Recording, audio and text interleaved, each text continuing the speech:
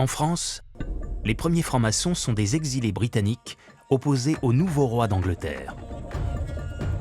Une grande partie d'entre eux sont venus s'installer autour de Saint-Germain-en-Laye.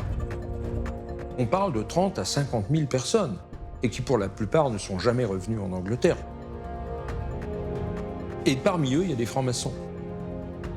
Et comme ils ont l'habitude de faire la franc-maçonnerie et que maintenant ils sont à Paris, ils font de la franc-maçonnerie à Paris. La première loge des francs-maçons parisiens se réunit chez un traiteur anglais dans le quartier de Saint-Germain. Leur chef de file se nomme Charles Radcliffe, comte de Derwentwater, opposant farouche au roi d'Angleterre et qui mourra décapité en 1746 à Londres à cause de ses activités politiques. Charles Radcliffe leur dit « Écoutez, nous ne sommes pas là pour très longtemps, puisque nous allons reconquérir le trône d'Angleterre. Évidemment, ils ne l'ont jamais reconquis. Mais en tout cas, en ce qui concerne notre loge, nous sommes entre nous. Ne laissons jamais entrer les Français. Les Français sont braillards, les Français sont désordonnés, les Français ne sont pas discrets. Il ne peut nous arriver que des histoires si on admet les Français. » Et pourtant, contrairement aux convictions de ses premiers membres parisiens, les Français vont très vite s'intéresser à ces pratiques venues d'Angleterre.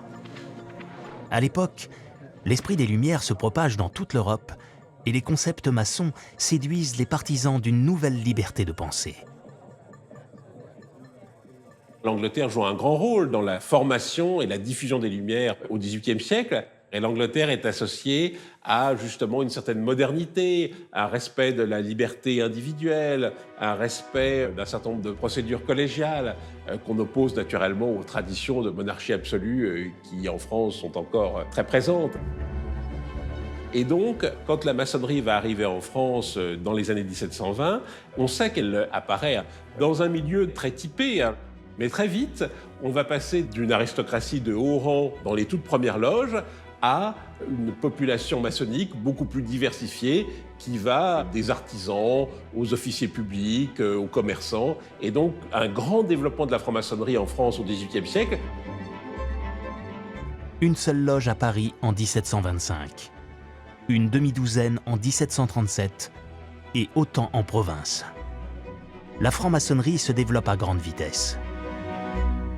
Mais elle va rapidement connaître ses premiers détracteurs et éveiller les premiers soupçons. Et parmi eux, l'une des autorités les plus importantes de l'époque, le pape Clément XII. Clément XII, il est à la tête de l'Église catholique romane, et lui, il se dit, cette franc-maçonnerie, je la vois d'un très mauvais œil. Pourquoi ? Parce qu'elle est secrète, je ne sais pas ce qui s'y passe, donc c'est toujours très dangereux pour des hommes de pouvoir. Et puis en plus, elle prône une forme de relativité des religions, c'est-à-dire que toutes les religions se valent, ce qui est tout à fait contraire à l'esprit du pape de cette époque. Il faut savoir qu'à l'époque, il y avait beaucoup de francs-maçons qui étaient catholiques, et même des prêtres, des vicaires, des évêques, parce que c'était aussi la possibilité d'avoir un discours différent. Je pense que les gens lettrés s'y retrouvaient dans ce discours-là. Le 28 avril 1738, le pape Clément XII rédige la bulle In eminenti apostolatus specula. Le texte est clair, il interdit aux catholiques de faire partie de la société des liberi muratori, en latin, francs-maçons.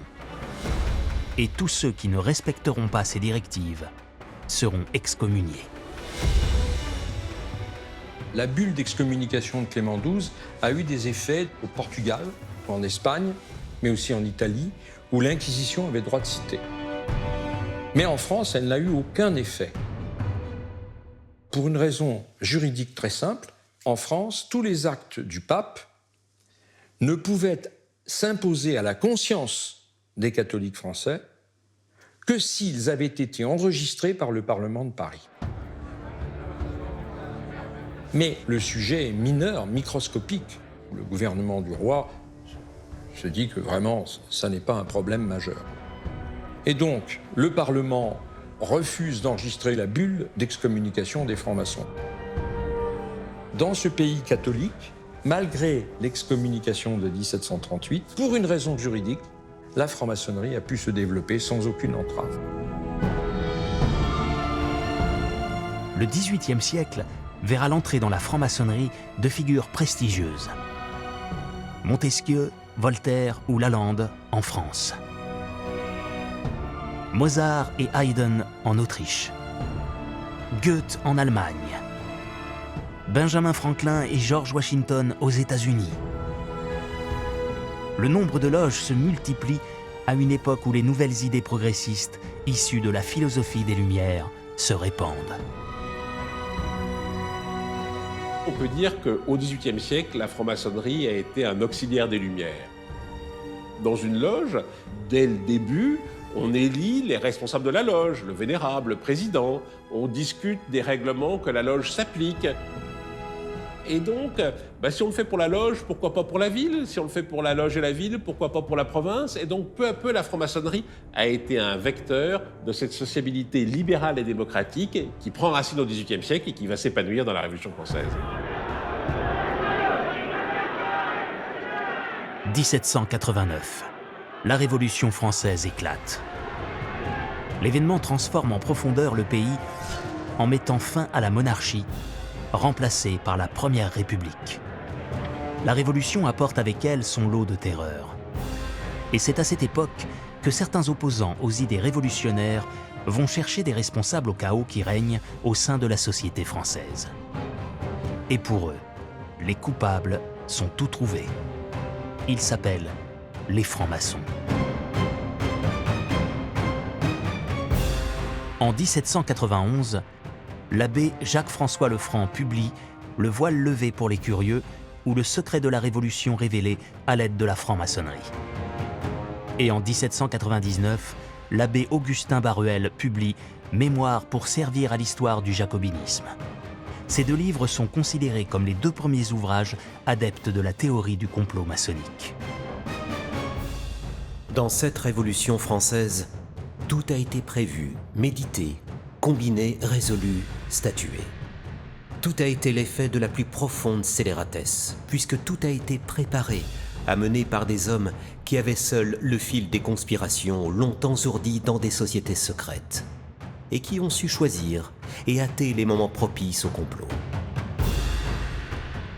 Aux philosophes se joignit une secte depuis longtemps cachée dans les arrière-loges de la franc-maçonnerie, faisant le même serment d'écraser le Christ et tous les rois. Dès l'instant de leur initiation, il s'opéra dans les mystères une révolution qui bientôt ne fit plus des francs-maçons français que les enfants de l'encyclopédie.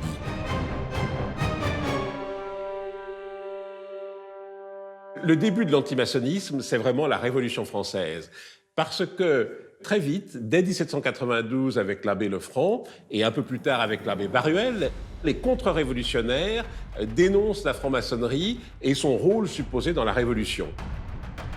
Pour eux, la Révolution a été précisément organisée étape par étape dans les loges maçonniques depuis les années 1760. Et Baruel explique même que presque la date où le roi allait être guillotiné avait été décidée.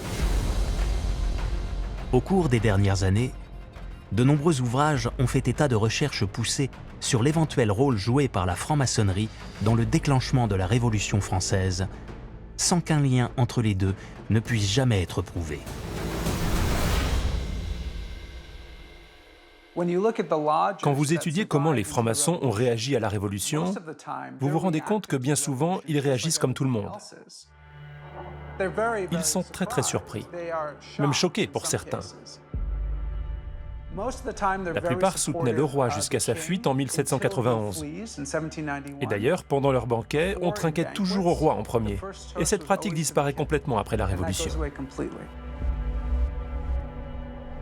Parmi les guillotinés, il y a eu des francs-maçons, mais il y en a eu aussi parmi les guillotineurs. La répartition politique des francs-maçons était à l'image de la classe sociale majoritaire dans les loges, qui était la classe bourgeoise, et il y avait des gens de toutes les opinions.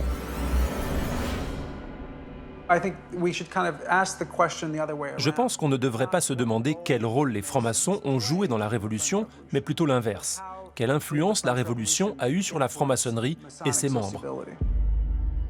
Car ça a vraiment été un tournant dans l'histoire de la franc-maçonnerie française.